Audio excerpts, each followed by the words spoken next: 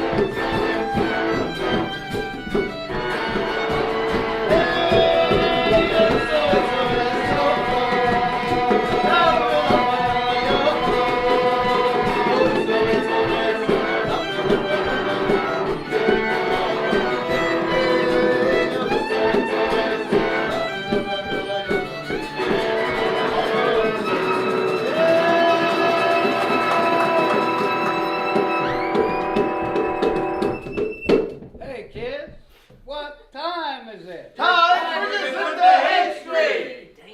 It is time for Gesundheit history. Yeah, baby. And tonight we're going to have a story about the Tzemach Tzedek testing the children. When the Rebbe Marash, he was the son of the Tzemach Tzedek, the youngest son of the Tzemach Tzedek, knew how to learn Gemara when he was a little kid of 7 years old. He learned it with Rashi and Tosfos in an abbreviated form. And his father, the Tzemach Tzedek, would test him and his classmates once a month. After each test, the Tzemach Tzedek personally rewarded the students with silver coins. Our Rebbe says that at first glance, the point of the story is not clear. But after serious contemplation, one can see the wisdom and depth in the story. We're talking here about the Tzemach Tzedek, whose time was very precious. He was the Rebbe and spiritual mentor to many thousands of Hasidim. He guided them in their service individually and gave them blessings and help in times of physical need. He also spent many hours answering questions in Jewish law from rabbis all over Poland and Russia. He was also one of the leaders of the Jewish people in the fight to uphold Jewish education against the draconian Tsarist government intervention. This was in addition to his own service of learning Torah and prayer. And we add in the staggering amount of written teachings in Revealed Torah and in Chassidus, how many books the Tzemach Tzedek wrote and how many mamarim he gave over. And they're still extant today. And there's also a lot of his writings were lost by fire. You're talking thousands and thousands of pages. The mind boggles about how a person could find time to do all that. Nevertheless, even though his time was so precious, he made time every month to schedule a test for these little kids. We're not talking about advanced scholars who need a special person to examine them. They were just little kids of 7 and 8 years old. And even the Rebbe Marash, who was very precocious, was only learning basic Gemara. Tzemach Tzedek could have sent an agent, one of his Hasidim. Even though there's a commandment, teach them to your children, you can fulfill it by hiring a teacher. A wise and advanced scholar could think to himself, I don't have time to deal with these little kids. Even the students of my students could handle it. The scholar does understand that without baby goats, there won't be grown goats. There will be no yeshivas where he can display his greatness. Nevertheless, teaching Aleph Beis to a little kid, or even to his ignorant father, can be accomplished by others while he does something more important. We tell that scholar that there already was an important Jew like him, the Tzemach Tzedek. He was not embarrassed to educate little kids on a regularly scheduled basis. Furthermore, he spoke to them on their level. He didn't scare them by showing them how great he was. He brought them close. And afterwards, he even rewarded them with gifts of silver coins. Now we're at the end of the exile. Like the previous Rebbe told us many times. Soon, not even one Jew will be found in exile. We must quickly teach every Jewish child to start saying Modeh Ani, that's what we've been saying here, that everyone, when they get up in the morning, should thank Hashem for giving him their soul. And through that, the Shekhinah, Hashem's presence, will be strengthened, together with all the Jewish people who are in exile. When our Rebbes teach us a lesson in godly service, like the Tzemach Tzedek taught us that we should be involved with the education of little kids, it's not just a passing instruction. While the Rebbe continues on his way to the seventh heaven, the Rebbe himself accompanies us. He accompanies the chassid, he walks with him. And when we walk in the way the Rebbe teaches, particularly here of being involved in the education of children, he helps us. He gives us strength to accomplish the mission, along with a blessing for success. Oh. Hi, Marvin. Thanks a lot, Marvin. Marvin, I hope you've been behaving. Oh, me? Sure. Of course I've been behaving this summer. Marvin, I heard you were going to try to run for president. Oh, no.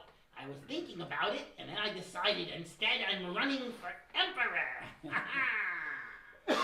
We'll see how that works out for you. Yeah, you know the problem with these presidents, then they have a Congress, they have a whole board, that wants to tell the rabbi what to do. That's why it's better to be our king. Yep. The only problem is, Marvin, what? we already made Hashem our king. What? Oh, brother. Oh, all right, I guess I'll go back to being the janitor. So should we have a song in the meantime to salve our wounds? Well, I mean, at least that's something, huh?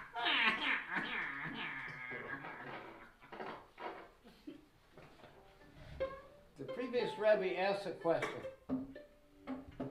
Why is it that one of the first blessings we say in the morning, what does it mean? That we bless Hashem, that he gives the rooster to understand how to differentiate between the day and the night. What kind of rooster has understanding? The Frierdiker Rebbe asked. And the answer is that this rooster that we're talking about on a spiritual level is the angel Gabriel, who goes into Gan Eden at midnight to wake up the neshamas, because the Shekhinah, God's presence, becomes revealed in Gan Eden at that time. Let the midnight special shine a light on me. Shine a light on me. Let the midnight special shine an ever-loving light on me. When I wake up in the morning, I say Modeh Ani. Thank you for the neshama that you give to me. Let the midnight special shine a light on me. Let the midnight special shine an ever-loving light on me. Merciful King, all the work is done. Don't you think it's time we could have some fun? Let the midnight special shine a light on me. Let the midnight special shine an ever-loving light on me. Now come on, children. We're gonna have some fun. You ain't seen nothing like the Holy One. Let the midnight special shine a light on me. Let the midnight special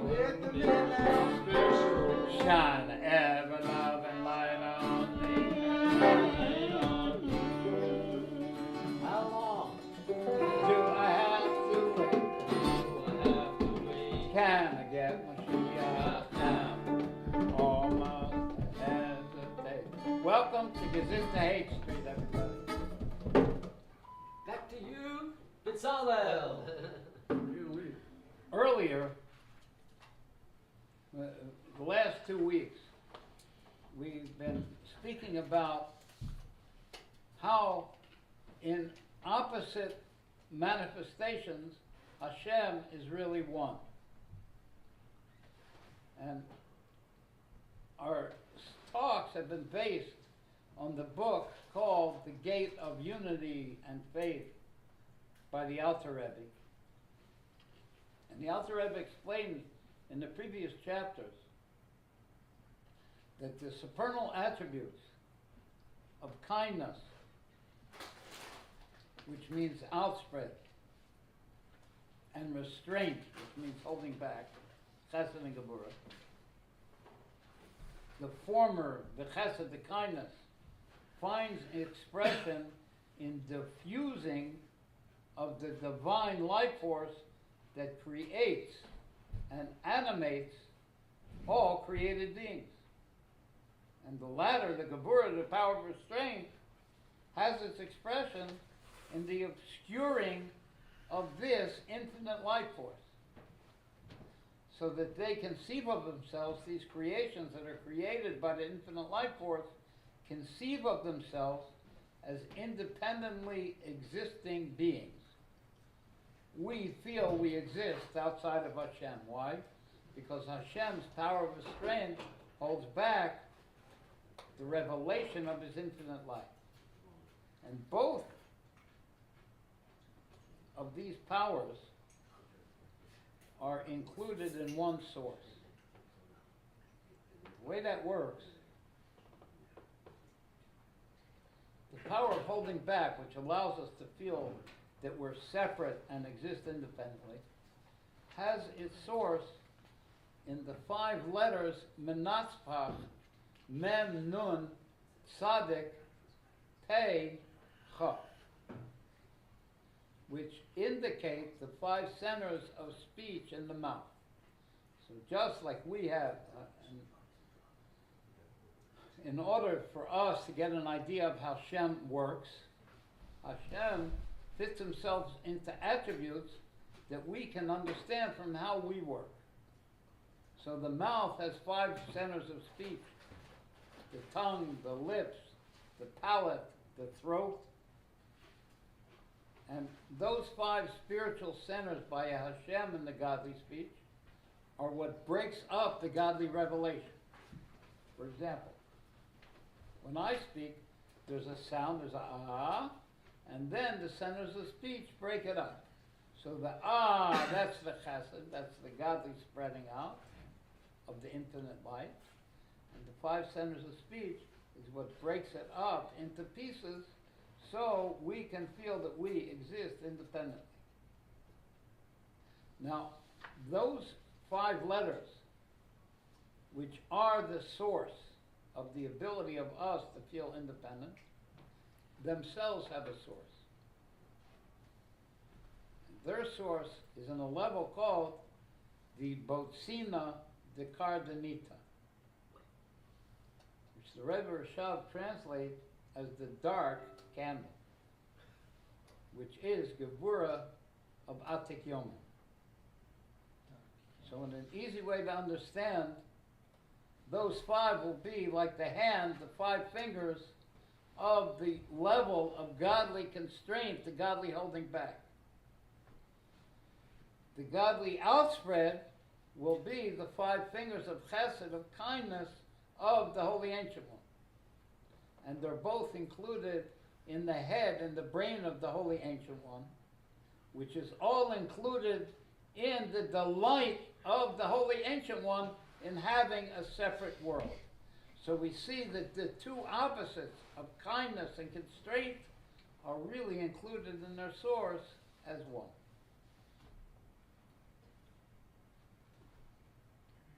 And since these 2 attributes are essentially one, meaning the holding back, the Tzimtzum and the Gevura, it doesn't truly conceal for Hashem. They're all in a state of unified inclusion, mutual incorporation. And both opposites serve to bring one result, which is the creation of a physical world with creatures of bodies.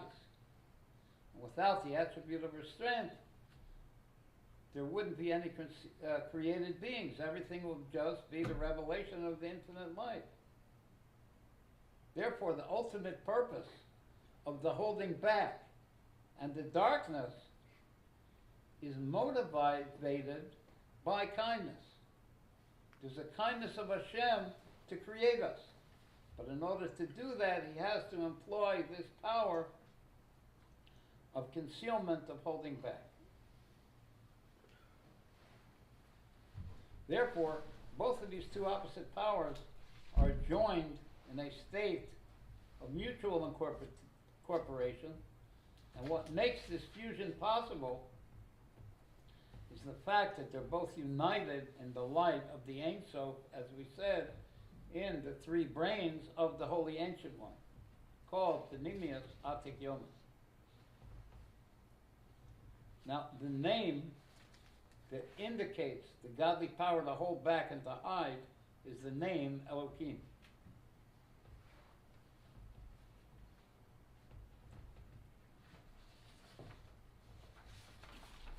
When the infinite light garbs itself in the attribute of holding back, the attribute of Gevura, it brings about its own concealment. The infinite light is able to conceal itself. And how is that done? It's done through the name Elohim. Therefore, Elohim is numerically equivalent to nature. Where to see that God is hidden? Nature. It's not God, that's nature. So Hashem hides himself in nature, and that's called the Shem Elohim, which has the equivalent of the number 86, and also the word in Hebrew for nature has the equivalent of number 86. Because nature repeats itself, all the natural events, in other words, the sun comes up every day, so it doesn't look like a miracle, and the stars spin around and everything happens day after day after day, and people come accustomed to it, and they have no sense of wonder. And we don't think that really it's the divine power, it's Hashem's power that's making all this happen. The life force which is concealed in these natural events, which have an established order, lead us to believe that it does it by itself, that there's no God inside of it making it happening. Big deal. The sun comes up every day. Of course the sun comes up every day when we expect it to. What's the miracle? And it's that name Elohim that conceals on the godliness that's bringing about that the sun is coming up at the right time. And it's the name Elohim that hides on that divine light that's making everything happen. It's the supernal light that constantly creates everything out of nothing, which is a feat more wondrous than the splitting of the Red Sea, for example. And it is this name Elohim which hides on that ability of bringing everything into being and conceals the light of the infinite so that it won't be visible to us. And that may be even a greater miracle than the creation of something out of nothing, making it appear that the something really is something, that it's not being brought into being all the time. It appears that creation and the world goes according to nature, independently of any supernal influence, and that's the ability of the name Elohim to accomplish that. Chassidus explains that the Hebrew word for nature has a number of meanings, and one of them, teva, that's nature, is the word taba'u, which means sunken. And just as a submerged object is completely concealed by water, so too is the divine life force utterly submerged and concealed within the created beings. Just as a point of interest, there are other interpretations of the word nature, and one of them is the word for a coin, which is a matbea, which is the same word as the word for nature, which is teva. And it says that like when a man has a roll of coins, he has 10 or 15 or 20 coins, and the face on each one of those coins is exactly the same. But Hashem's roll of coins, each person has 2 eyes and 2 ears and a nose and a mouth. It's exactly the same, that's nature, but each one is different. And there's another explanation of the word nature, means it's higher than reason. Nature is just a thing that happens. There is no logic behind it. Okay, I'm out of that parentheses. I just wanted to say that's an interesting way of viewing nature. The name Elohim is a shield and a sheath for the name Havaya. Remember the name Havaya? That's the level of Hashem that's higher than space and time. It's not the direct creator of the worlds. And the name Elohim is a shield and a sheath for this name that's higher than space and time to dress itself to be connected with nature, which is space and time. So Havaya is like the illuminating sun, while the name Elohim conceals its light, enabling all the creatures to benefit from that light.